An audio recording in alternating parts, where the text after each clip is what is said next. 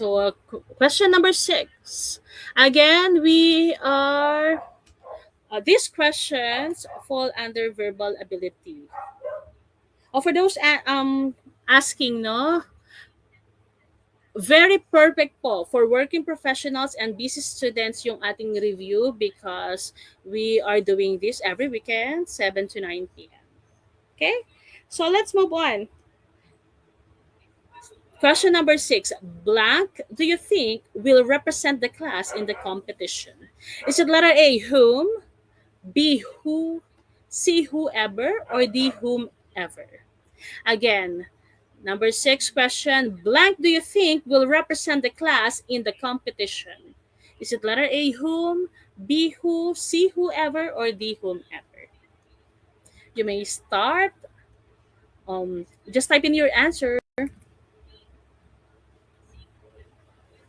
Again, shout out to all our viewers in all over the Philippines. Good evening. This is Coach Risa of Team Padayon. Magandang gabi po sa lahat. Okay, in our chat box, I'm seeing answers. Some of you says letter A, B. Marnelli says A. Apple, whom? Same as Shannon. MJ. Fatima A. Joren Pelayo. Who? Ray Cervantes, who?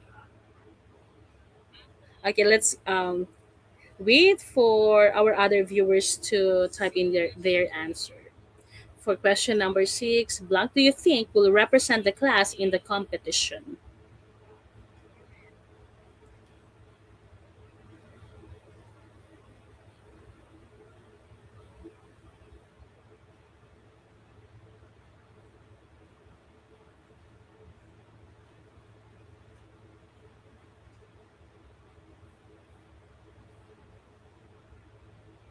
Okay. Again, if you're interested to enroll in Team Padayon Review Center, you just type how, comment how in this live. Okay, shall we reveal the answer? Blank do you think will represent the class in the competition? Are you ready?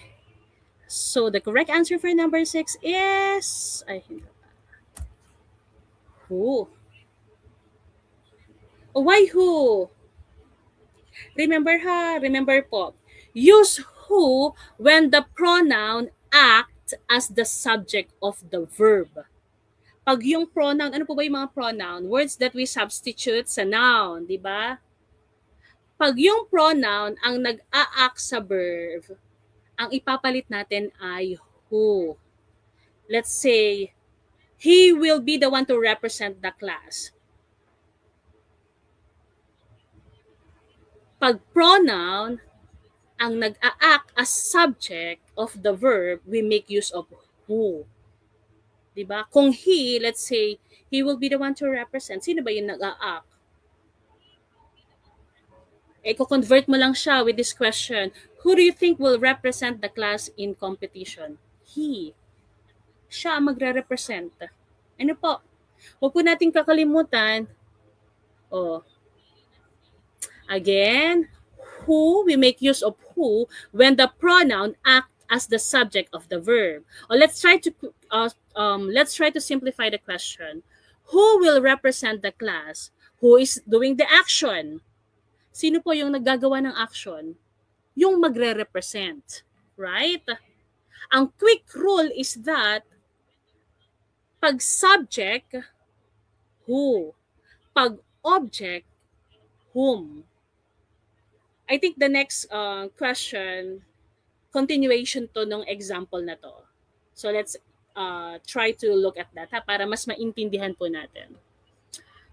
So sa easy test, ire-replace lang natin siya. Pag he, ire-replace mo siya ng who.